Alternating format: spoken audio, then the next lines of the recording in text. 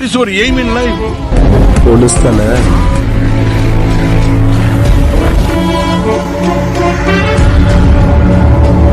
அனைவருக்கும் வணக்கம். இது உங்கள் APJ Abdul Kalam police academy Perambalur. நம்ம இந்த வீடியோவில் என்ன பார்க்க போகிறோம் அப்படின்னா, நடந்து முடிஞ்ச 2023க்கான பிசி எக்ஸாமினேஷனுக்கு ரிட்டன் ரிவைஸ் ரிசல்ட் வந்து பப்ளிஷ் பண்ணியிருக்காங்க. ஸோ அதை பற்றின ஒரு ஃபுல் டீட்டெயில் தான் இந்த வீடியோவில் பார்க்க போகிறோம். வாங்க வீடியோக்குள்ளே போகலாம். ஸோ வந்து இன்றைக்கி வந்து உங்களுக்கு டிஎன்யூஎஸ்ஆர்பி அஃபிஷியல் வெப்சைட்டில் வந்து டிஎன்யூஎஸ்ஆர்பி பிசி எக்ஸாமுக்கு வந்து ரிட்டன் ரிசல்ட் வந்து அடிஷ்னலாக வந்து கேண்டிடேட்டை வந்து கூப்பிட்ருக்காங்க. ரிட்டன் ரிவைஸ் ரிசல்ட் வந்து பப்ளிஷ் பண்ணியிருக்காங்க. ஸோ நம்ம வந்து ஆரம்பத்துலேருந்து நம்ம சொல்லிட்டு வந்தது என்ன அப்படின்னா, பிசிக்கு ரிட்டன் ரிவைஸ் ரிசல்ட்டு கண்டிப்பாக விடுவாங்க. எஸ்ஐக்கு எப்படி விட்டாங்களோ அதே மாதிரி பிசிக்கும் விடுவாங்க அப்படின்ட்டு நம்ம ஆரம்பத்துலேருந்து நம்ம சொல்லியிருக்கோம். ஸோ நிறைய மாணவர்கள் வந்து ஒரு சில மாதிரிலாம் கமெண்ட் பண்ணாங்க, அதெல்லாம் வாய்ப்பே இல்லை, ஓவரால் தான் வரும், எஸ்ஐ வேறு பிசி வேறு அப்படின்ற மாதிரி சொல்லியிருந்தாங்க. ஸோ நம்மளுக்கு தகவல் கிடைச்சனால தான் நம்ம வந்து அதை நம்ம ஷேர் பண்ணியிருக்கோம். ஸோ அதே மாதிரி இன்னொன்று நான் சொல்ல விரும்புகிறேன், உங்களுக்கு பிசி ரிசல்ட் வந்து உங்களுக்கு போன வீக்கே வந்து மேக்ஸிமம் கன்ஃபார்மாக வந்திருக்க வேண்டியது. எங்களுக்கு வந்து தகவல் கிடைச்சனால நாங்கள் ஷேர் பண்ணோம். ஸோ அது வந்து லாஸ்ட் செகண்டில் வந்து என்ன இஷ்யூனால் வந்து அந்த இதை வந்து போஸ்ட்போன் பண்ணிட்டாங்க அப்படின்னு நம்மளுக்கு தெரியல. மேபி வந்து ரிசல்ட் வந்து லீக் ஆன காரணத்தினால கூட வந்து இதை வந்து ஹோல்ட் பண்ணி போஸ்ட்போன் பண்ணியிருக்கலாம். ஏன்னா போன வருஷமும் இந்த மாதிரி தான் வந்து டிஎன்யூஎஸ்ஆர்பி பண்ணாங்க. போன வருஷம் பிசிக்கு ஓவரால் ரிசல்ட்டு நம்ம அப்டேட் பண்ணியிருப்போம். கிட்டத்தட்ட ஒரு 3-4 அகாடமியில் அப்டேட் பண்ணியிருந்தாங்க. ஸோ அன்றைக்கி வந்து பிசி ரிசல்ட் வரல, அடுத்த நாள் தான் வந்துச்சு, மறுநாள் தான் வந்துச்சு. ஸோ வந்து லீக் ஆன காரணத்தினால கூட உங்களுக்கு போன வாரம் வராமல் இருந்திருக்கலாம். ஸோ வந்து நிறைய பேர் வந்து கமெண்ட்லலாம் ஒரு மாதிரிலாம் கமெண்ட் பண்ணிட்டு இருந்தீங்க.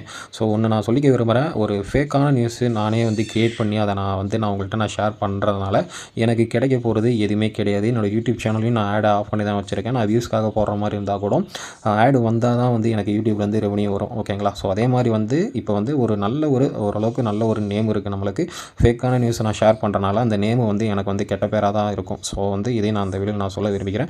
கிடைச்ச நியூஸை வந்து நான் ஷேர் பண்ணுறேன். அது வந்து மேக்ஸிமம் வந்து கரெக்டாக இருக்கலாம். சப்போஸ் வந்து ஒரு சில டைம் வந்து அது வந்து ராங்காகவும் இருக்கலாம். ஓகேங்களா? ஸோ வந்து நம்ம கிடைச்ச நியூஸை தான் நம்ம ஷேர் பண்ணுறோம். நம்மளாக வந்து ஒரு ஃபேக்காக நியூஸை க்ரியேட் பண்ணி நம்ம ஷேர் பண்ணுறதில் எனக்கு கிடைக்க போகிறது எதுவுமே கிடையாதுப்பா.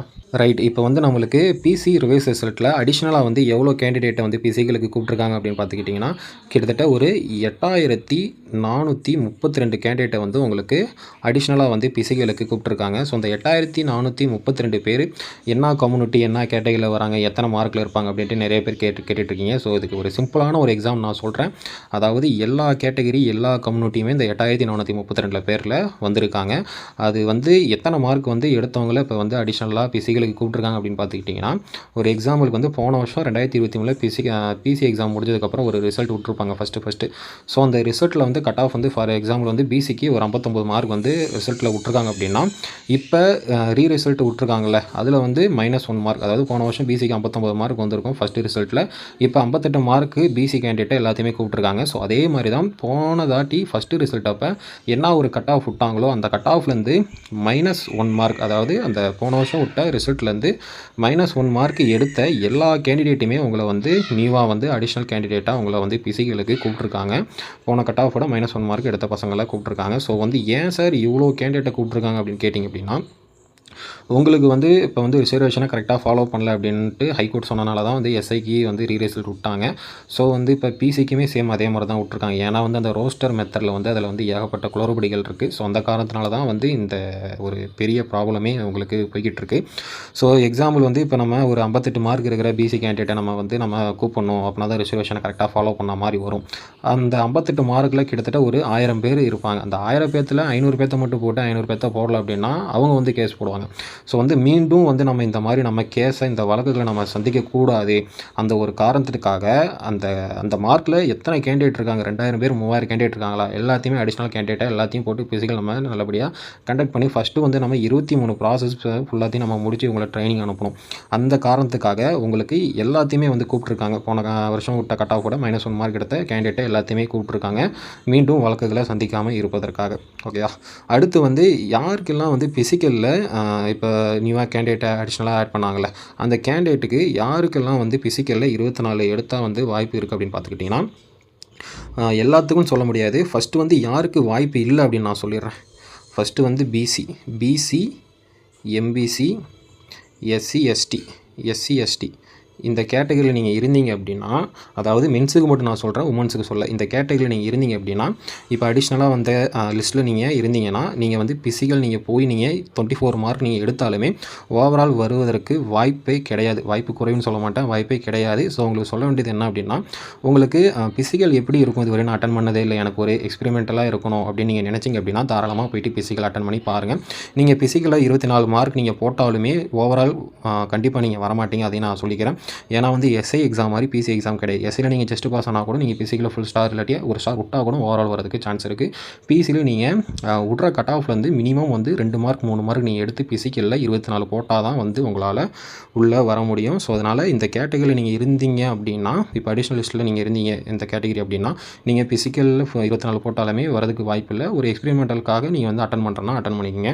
ஸோ நெக்ஸ்ட்டு வந்து யாருக்கெல்லாம் வந்து சான்ஸ் இருக்குது அப்படின்னு நம்ம பார்த்தரலாம். இப்போ விட்டுருக்கிற அந்த அடிஷ்னல் லிஸ்ட்டில் எந்தெந்த கேட்டகரிக்கு ஃபிசிக்கலில் 24 போட்டால் சான்ஸ் இருக்குது அப்படின்ற மாதிரி பார்த்தரலாம்.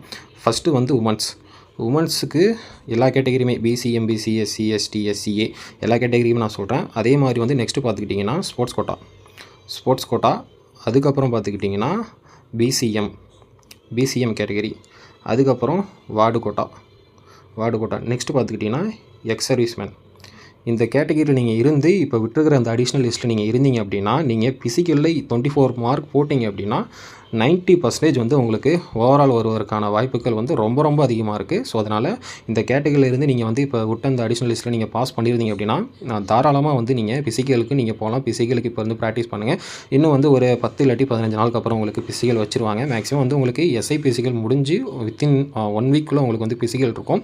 மேக்ஸிமம் உங்களுக்கு நாளை இல்லாட்டி நாளை மறுநாளுக்குள்ளே உங்களுக்கு டிஎன்யூஎஸ்ஆர்பி வெப்சைட்டில் வந்து ஹால் டிக்கெட் வந்து பப்ளிஷ் பண்ணிடுவாங்க. ஓகேங்களா? ஸோ அதனால் இந்த கேட்டகரியில் நீங்கள் இருக்கும் பட்சத்தில் நீங்கள் பிசிக்கலில் 24 மார்க் நீங்கள் எடுத்தால் உங்களுக்கான வாய்ப்புகள் ஓவரால் வருவதற்கான வாய்ப்புகள் வந்து ரொம்ப ரொம்ப அதிகமாக இருக்குன்னு சொல்லுவேன். உமன்ஸுக்கு வந்து நீங்கள் பிசிக்கலில் ஒரு 24 மார்க் நீங்கள் போட்டிங்கன்னா உங்களுக்கு 100% வந்து ஜாப். உமன்ஸுக்கு மட்டும் நான் சொல்கிறேன். மற்ற இந்த கேட்டகரிக்கு 90% ஓவரால் வருவதற்கான வாய்ப்புகள் இருக்குது. அதே மாதிரி எக்ஸ் சர்வீஸ்மேன் ப்ளஸ் வந்து வார்டு கோட்டா இவங்களுக்கும் வந்து 100% வந்து ஓவரால் வருவாங்க.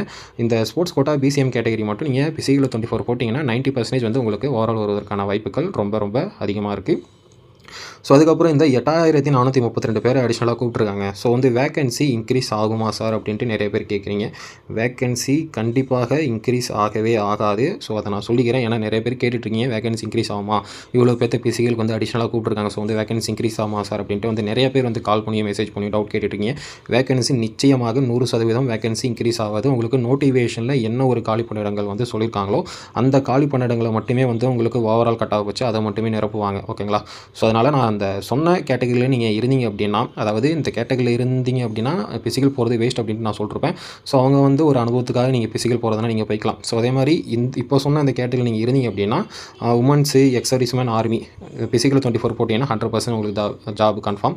அதே மாதிரி ஸ்போர்ட்ஸ் கோட்டா பிசிஎம்மில் நீங்கள் இருந்தீங்க அப்படின்னா 24 போட்டிங்கன்னா மேக்ஸிமம் ஒரு 90% வந்து நீங்கள் ஓவரால் எக்ஸ்பெக்ட் பண்ணலாம்.